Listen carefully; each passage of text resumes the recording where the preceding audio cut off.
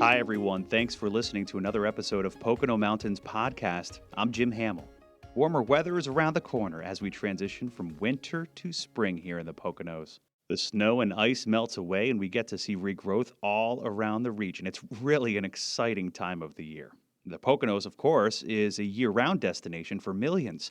With 2,400 square miles of mountains, forests, lakes, and rivers, with historic downtowns and iconic family resorts, it's the perfect getaway for a weekend or an entire week. You can always find out more on PoconoMountains.com or watch Pocono Television Network streaming live 24/7. On our first two episodes, we visited Jim Thorpe and Stroudsburg, two communities with rich history and amazing downtowns. We have two more towns to visit over the next two episodes in that same vein, Honesdale and Milford. In this episode, we're going to meet the mayor of Milford, Sean Strube, who owns and operates the historic Hotel Faucher on Broad Street. Strube has in-depth knowledge about how Milford came to be the birthplace of the American conservation movement and how it got its current-day charm. There's a Pocono Mountains Visitors Center located at the Milford Community House where you can find your way to Gray Towers National Historic Site or even the Delaware Water Gap National Recreation Area. The Columns Museum in Milford also houses the Lincoln flag, which is soaked in the president's blood from the time of his assassination.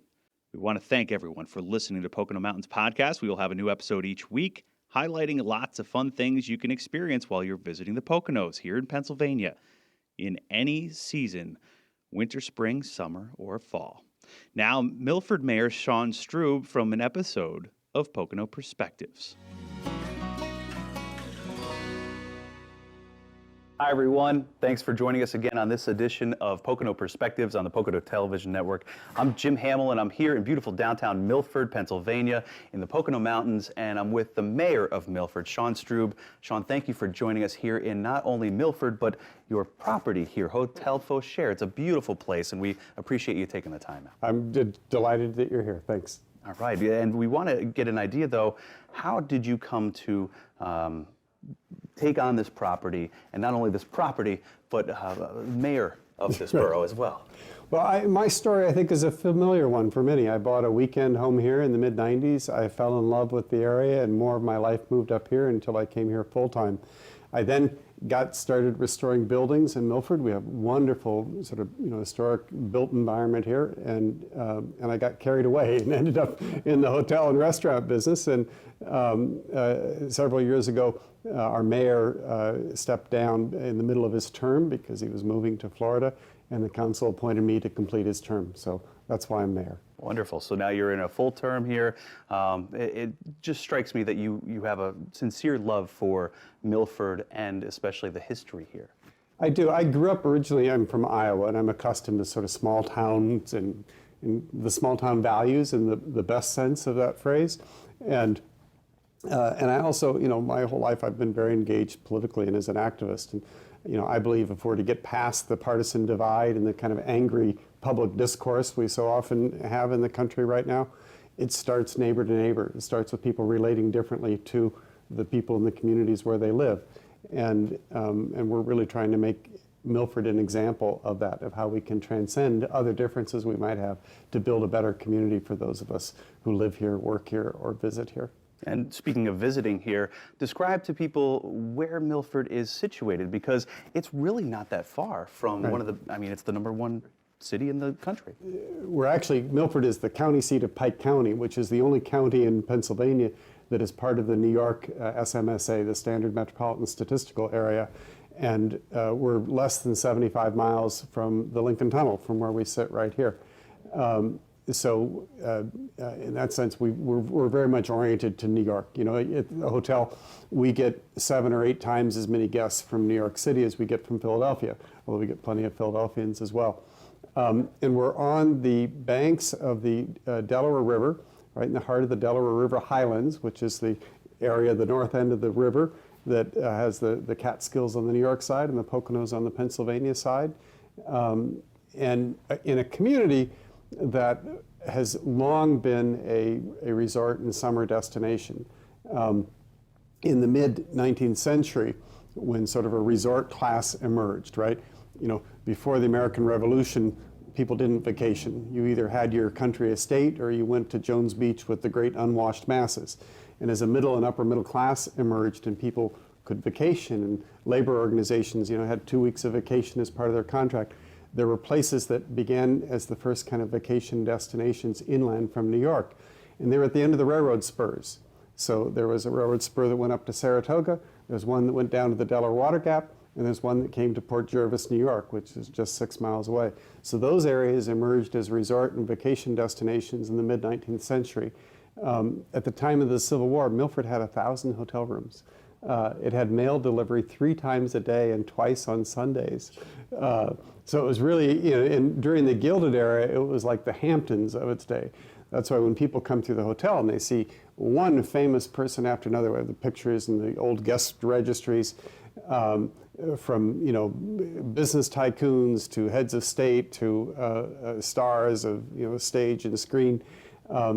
It was really an incredible destination at that time, and in recent years a lot of that luster has returned, and it's fun to be in a community that embodies the best of small town America. Sometimes people say it's like living in a Norman Rockwell painting, or it looks like a Currier and Ives print, and it's true. But it isn't by accident. It's because there are a lot of people in this community. Some have lived here their entire lives. Some are new to the community who put effort into it, because that's what we value, being a warm, welcoming community that values its history and is hospitable to visitors. Well, that much is evident here at the Hotel Fauchère. A lot of history in this building, but let alone this borough. This dates far back, and the French certainly had a big role to play here, didn't they? Right. Well, the borough itself was laid out in the late 18th century, in the 1790s, by a circuit court judge from Philadelphia named John Bittis, but he was also a real estate speculator. So he bought this land, laid it out in a perfect grid pattern with alleys. He modeled it after Philadelphia. So we're actually one of the earliest planned communities. That's why when you drive through Milford, you see these great houses and great architecture, but you don't see garages, with an open door yawning to the street, or garbage cans out at the curb, because that's all done through the alley system and back. But when Milford really took off was after the American Revolution, when it became a destination for a lot of the French colony in New York. The French financed the American Revolution, right? Thank goodness for the Marquis de Lafayette, who visited Milford several times and was sort of the banker for the French and Benjamin Franklin's close friend. Well, to the victor belong the spoils. So after we won the Revolution, the British mercantile class in New York was on the outs, right? But there was a great opportunity for French investment and French entrepreneurs and business people. So a huge French community emerged in New York, and this is where they came in the summertime and the fall. This is where they had their hunt clubs. And so this is why so many of the oldest family names in Milford are of French descent. Pinchot, they were Bonapartists who came here in 1815 or 1817, something like that. But they were only one family of many French families that came here. Louis Fauchère, who founded the Hotel Fauchère, was French-speaking, but he was Francophone Swiss. And he came here, his wife's family, the Parachet family, had a hotel on this site called the French Hotel. In the 1840s. And he came here in 1852, Hotel Fauchère, originally as a summer hotel. Fauchère was a master chef for Delmonico's in New York. And Delmonico's was the most celebrated restaurant of its day. This is, again, something that emerged after the French and American Revolution, the idea of a freestanding restaurant that was known for culinary innovation, where you went there because of the food. What we think of today as fine dining didn't exist before then. It was either in private homes or private clubs. There weren't like just restaurants people walked into. A hotel or a tavern might serve food, but they did that as an accommodation to the traveler. You ate whatever gruel they were serving whenever they were serving it. So after the French and American Revolutions, again, as this sort of middle and upper middle class emerged, the idea of people who didn't have butlers and maids and cooks at home, you could go to a restaurant, order a la carte off a menu, a whole list of things. And the Delmonico brothers brought that concept to America in the 1820s and opened in New York. Louis Fauchère became their master chef. He then opened this as a summer hotel and brought a lot of that New York clientele out here. Many of them were here anyway, and they knew him from New York. So that's where the Hotel Fauchère legacy started. And then Faucher and his family, his descendants, ran the hotel for 124 years until 1976. So it's one of the oldest continuous, culinary family legacies in the country. And because Delmonico's, culinary innovation, it was the phrase I used, they invented dishes. That's what became the sensation. Lobster Newburgh, lobster Thermidor, baked Alaska, the hamburger as a sandwich, putting chopped ground beef between two pieces of bread, and of course Delmonico potatoes and Delmonico steak. All these things are sort of the first American culinary tradition that came out of Delmonico's, and they would invent these dishes to attract people. People would be talking about them. Sort of the way we did in Bar Louie with our sushi pizza, which is one of our best-selling items, and Condé Nast Traveler called it a culinary thrill. People hear about the sushi pizza, they want to come try it. So that's what the Faucher legacy comes out of, and what we try to maintain today. Mayor Strube certainly is a wealth of knowledge about Milford's past and its present. We appreciate him taking time out to share it with us. We'll have more with Milford's Mayor Sean Strube in just a bit. Thanks for listening to Pocono Mountains Podcast. You can subscribe to us anywhere podcasts are available. For more information, just head to PoconoMountains.com. Now, for a message from Chris Barrett. Isn't it comforting to be around things we know, experiences that are tried and true? They give us a feeling of safety and comfort. This is where we can get away from it all. It's time to be happy again and have fun. We've always been here. You and your family's safety is our first priority, and it always will be. Feel the comfort again when you visit the Pocono Mountains. Find us at PoconoMountains.com. We're back. I'm Jim Hamill. We mentioned a lasting legacy of conservation in Milford, and that's primarily because of the Pinchot family. Gifford Pinchot was the founder of the U.S. Forest Service, and the family home at Gray Towers now serves as an attraction in Milford to help preserve that legacy. Mayor Strube now with more about Milford's claim to conservation. John, you mentioned legacy, and you also touched upon somebody who has a great legacy here in Milford, not only Milford, but across the entire country. The father of the conservation movement, Gifford Pinchot, his family lived here. The mansion still exists, the Gray Towers. It is a beautiful facility to tour, and it is, of course, part of the U.S. Department of Interior. Describe to me Pinchot's legacy here and how that movement has lasted now throughout years. Well, actually, when you refer to Gifford Pinchot as the father of the conservation movement, you're quoting President Kennedy. On his 40th anniversary of the Forest Service he had helped to found, I have been a governor now and then, he said, but I have been a forester all the time, and shall be to my dying day. He was more than a forester. He was the father of American conservation. He believed that the riches of this continent should be used for all the people to provide a more abundant life. And he believed that the waste of these resources or the exploitation by a few was a threat to our national democratic life. Pinchot was the first professionally trained forester in the United States. Forestry was emerging as a science, as a formal study in France and Germany in the mid-19th century. And Gifford Pinchot was sent to France by his father to learn forestry. He came back and became the forester for Commodore Vanderbilt at Biltmore, North Carolina. Frederick Law Olmsted was the gardener who did Central Park and did part of our cemetery here in Milford. And then he put his ideas and his experiments in forestry into a presentation at the Chicago Exposition in 1893. Teddy Roosevelt then tapped him to be the first head of the U.S. Forest Service. And what Pinchot's concept was, the idea of sustainable harvesting of natural resources. Back then, no one could imagine running out of clean air or clean water. It just wasn't even part of the conversation or the imagination. What people saw were virgin forests being destroyed, being clear-cut, and then the land eroding, because it really could be destroy land. In those days, in Pike County, you really didn't buy land, you bought a forest, and then you cut it down, and very often the land wasn't worth paying the taxes on it.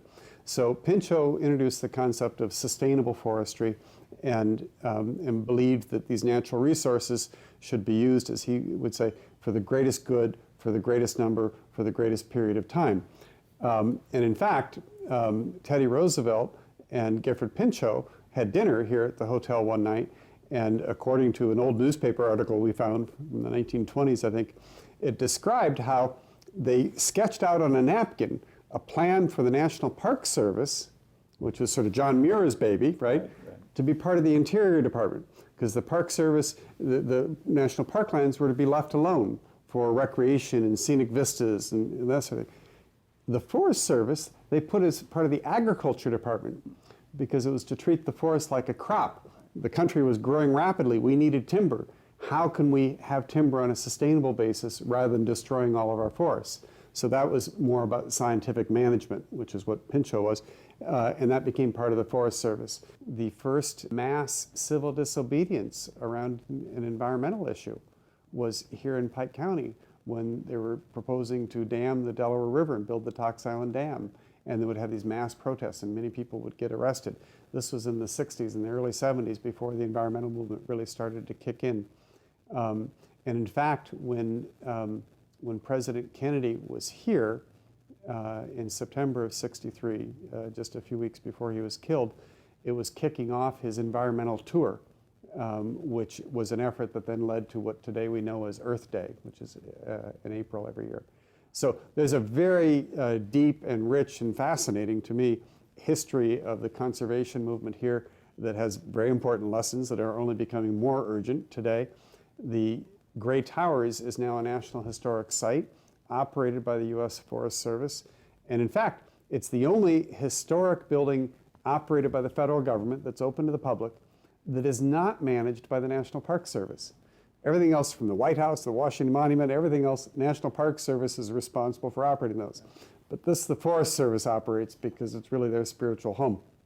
And they give a fascinating tour. I mean, it just is so interesting and, you know, connects a lot of dots. And we're very proud to have it here in Milford. And it's a significant driver of visitation to our area as well. It certainly is. It fits into that experience of Milford where you've got the history and you've got the modern day culinary and cultural scene here in Milford. It's really come to a great ecosystem, isn't it, working off of each other here? And in this incredibly pristine natural environment. When people ask me, or journalists, you know, why do people come to Milford? They're like three buckets. First is the natural environment. You know, a third of the county is state or federal park or game land. Another third of it is like private hunt clubs and scout camps and protected. You know, when the megalopolis from New York, you know, fills in between New York City and Scranton, Pike County is going to stand out like Central Park, like a big patch of green, because so much of it is protected. And with that is the hiking, the waterfalls. We have guests who will come and see 8 or 10 waterfalls. They come just for a waterfall tour all weekend. All the river activities, you know, the river, which is 2 blocks from here. So the first is the natural environment. The second are the heritage attractions. Gray Towers, National Historic Site. The Columns, our County Historical Museum. Pennsylvania has a lot of local, wonderful historical museums. We have a relic here that people from all over the world come to see, which is the blood-stained flag that cushioned President Lincoln's head moments after he was assassinated. And there's a whole story on the assassination, an exhibit of Lincolnalia from the perspective of a family of actors who were in the theater that night when he was killed and moved to Milford after the Civil War and donated their things. So Gray Towers, the Columns Museum, 75% of Milford Borough is now a National Historic District. We have fantastic architecture by Calvert Vaux and Frederick Law Olmsted, Chester Aldrich, John Lafarge, who did the Cathedral of St. John the Divine, Richard Morris Hunt, who did the facade of the Metropolitan Museum. The historic district in Milford is really exceptional. And the working wooden 19th century grist mill at the water wheel, which is also fascinating because it was clickety-clack with the water running over it just as it did, you know, 150 years ago. And then the third reason people come here is sort of the cultural vibrancy, you know, ranging from the festivals. We've had an annual film festival for more than 20 years, music festival for more than 15 years. This will be the 5th year of our Readers and Writers Festival, the 3rd year of our dance festival, the 2nd year of our opera festival. We have a real cultural vibrancy combined with galleries and shops and boutiques and some really fun shopping that draws people as well. So natural environment, heritage attraction, cultural vibrancy. And much to your credit, the mayor of Milford, Sean Strube, thank you so much for having us here today. On behalf of Sean, I invite you to visit Milford and to visit Hotel Faucher while you're here. And certainly we appreciate you watching Pocono Television Network. We'll see you next time.